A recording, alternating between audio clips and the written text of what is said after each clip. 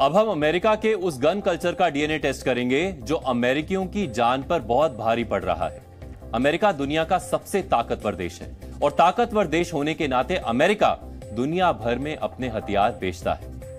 America और अमेरिकियों दोनों को ही हथियारों से बेहद प्यार है। इस देश में आम लोगों के लिए भी गन रखना साधारण सी बात है। सुपर पावर देश में ऐसी बहुत सी गन शॉप्स हैं जहां लाइन लगाकर लोग हथियार खरीदते हैं। कोई नई गन आती है तो बकायदा पहले से ही उसकी बुकिंग हो जाती है। अमेरिका में बंदूकों पर ठीक वैसे ही प्राइस टैग लगा होता है जैसे किसी दूसरे देश में मोबाइल फोन्स, कपड़ों या फिर किसी दूसरे प्रोडक्ट पर लगा होता है। यहां गन को खिलौने, अपनी टशन या फिर आजादी के रूप में देखा जाता है, यानी जिसके पास जितनी गन वो उतना ही ताकतवर। हमने आज अमेरिका के गन कल्चर का विश्लेषण इसलिए करने का फैसला किया क्योंकि अमेरिका में मास शूटिंग की घटनाएं तेजी से बढ़ी हैं, जिनमें कोई भी बंदूक उठाकर लोगों पर गोलियां बरसा देता है। अमेरिका के ह्यूस्टन के एक रेस्टोरेंट में बुधवार की रात मास शूटिंग हुई, जिसमें हमलावर ने गोलियां बरसाकर 22 लोगों को मार डाला। करीब 60 लोग घायल हैं। इनमें से कई की हालत गंभीर है। हमलावर की पहचान रॉबर्ट कार्ड के रूप में हुई है, जो अभी भी पुलिस की गिरफ्त से बाहर है। पुलिस ने हमलावर की तस्वीरें जारी की हैं। जो तस्वीर आप अपने टीवी स्क्रीन पर देख रहे हैं वो हमलावर रॉबर्ट कार्ड की है। इन तस्वीरों में हमलावर ब्राउन रंग के कपड़े पहने दिख रहा है। उसके हाथ में राइफल दिख रही है। हमलावर रॉबर्ट कार्ड ने 3 अलग अलग कमर्शियल सेंटर्स में गोलीबारी की। इनमें स्पेयर टाइम रिक्रिएशन, स्क्वेंजीज बार एंड ग्रिल रेस्टोरेंट और एक वॉलमार्ट सेंटर शामिल है। इन 3 जगहों पर 22 लोगों को रॉबर्ट ने गोली का शिकार बनाया, 60 से ज्यादा लोगों को घायल किया और इतनी बड़ी वारदात को अंजाम देने के बाद भी हमलावर फरार हो गया, जो अब भी पुलिस की गिरफ्त से बाहर है। That approximately 6:56 this evening, a couple of shooting incidents occurred here with multiple casualties in the city of Lewiston. And police are currently searching for a Robert R. Card, 4/4 of 1983 of Bowdoin. Card is considered armed and dangerous. He is a person of interest, however, and that's what we'll label him at moving forward until that changes. If people see him, they should not approach Card or make contact with him in any way. सोचिए, America जैसा देश जहां चप्पे चप्पे पर security रहती है, सब कुछ हाई टेक है, वहां हमलावर आता है, फायरिंग कर 22 लोगों की जान ले लेता है और फरार भी हो जाता है। अब तक रॉबर्ट कार्ड पुलिस की गिरफ्त से बाहर है। हमलावर ने जिस तरह से गोलियां बरसाई हैं, उससे ल्यूस्टन में दहशत है। ल्यूस्टन से करीब 8 मील की दूरी पर लिस्बन सिटी में पुलिस को हमलावर की कार मिली है, जिसके बाद पुलिस ने लिस्बन में सभी लोगों को अपने घर के दरवाजे बंद रखने और बाहर ना निकलने की अपील की। हमलावर रॉबर्ट कार्ड अमेरिकी सेना रिजर्व में एक फायर आर्म्स ट्रेनर था। रिजर्व फोर्स में होने के कारण आधुनिक हथियारों की ट्रेनिंग ले चुका है।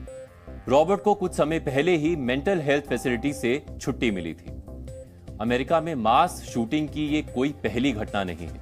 इससे पहले भी अमेरिका में कई बार हमलावरों ने कभी स्कूल, कभी कॉलेज और कभी सार्वजनिक स्थलों पर फायरिंग कर बेगुनाह लोगों को मौत के घाट उतारा है। और इसका सबसे बड़ा कारण है अमेरिका का गन कल्चर, जहां हर हाथ में हथियार है, जहां गन खरीदना एक खिलौने के खरीदने के बराबर है। अमेरिका की आबादी करीब 33 करोड़ है और अमेरिकियों के पास करीब 40 करोड़ बंदूकें हैं। यूएस में हर वीकेंड पर बंदूकों की प्रदर्शनी लगती है। वॉलमार्ट जैसी बड़ी कंपनियों के आउटलेट से लेकर छोटी दुकानों पर बंदूकें आसानी से मिल जाती हैं। अमेरिका दुनिया का ठेकेदार खुद को बताता है। वो दुनिया से आतंकवाद खत्म करने की बात तो करता है, लेकिन गन कल्चर को रोकने के लिए वो कभी कुछ नहीं कर पाया। अमेरिका में लोगों के लिए बंदूक खरीदना मुश्किल नहीं है। इसके लिए सिर्फ 3 चीजें चाहिए। पहला, बंदूक खरीदने वाले की उम्र 21 या उससे ज्यादा होनी चाहिए। दूसरा, उस व्यक्ति की क्रिमिनल हिस्ट्री ना हो। तीसरा, वो व्यक्ति मानसिक रूप से बीमार ना हो। जब इतने आसान नियम होंगे तो फिर गन कल्चर क्यों नहीं होगा? बाइडेन के देश में यह स्थिति तब है जब लगभग 60% लोग चाहते हैं कि गन कल्चर को रोकने के लिए सख्त कानून होना चाहिए। अमेरिका दुनिया का इकलौता देश है जहां गन कल्चर की वजह से लोगों के लिए आत्महत्या करना काफी आसान है।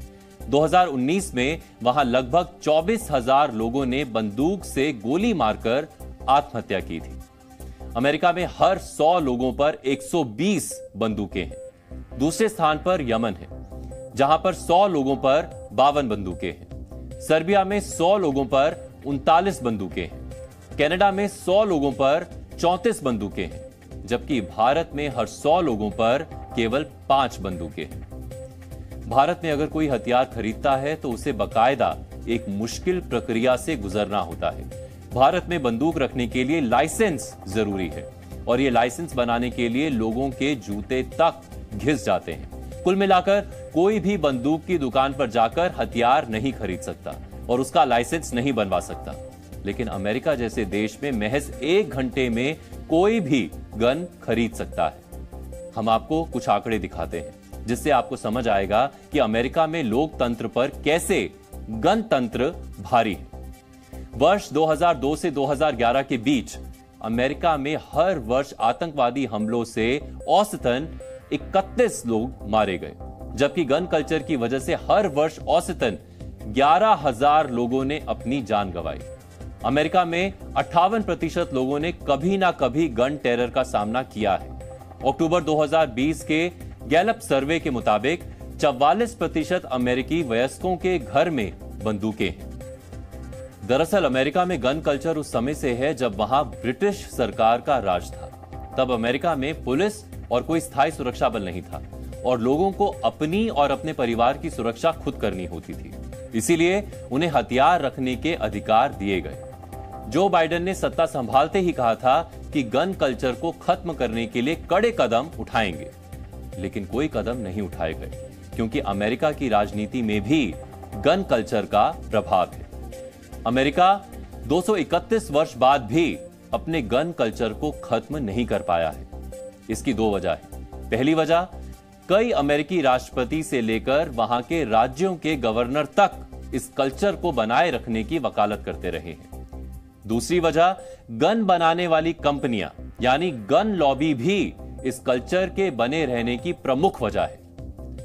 अमेरिका दुनिया को शांति का संदेश देता है, लेकिन वो अपने देश के लोगों को शांति का पाठ नहीं पढ़ा पा रहा, जिसकी वजह से इस देश की बंदूक संस्कृति अमेरिकियों की जान की दुश्मन बन गई है। अब आज का प्रेरक विचार। महान वैज्ञानिक एल्बर्ट आइंस्टाइन ने कहा था, जीवन साइकिल चलाने जैसा ही है। अपना संतुलन बनाए रखने के लिए आवश्यक है कि आप निरंतर आगे बढ़ते रहें। जी न्यूज़।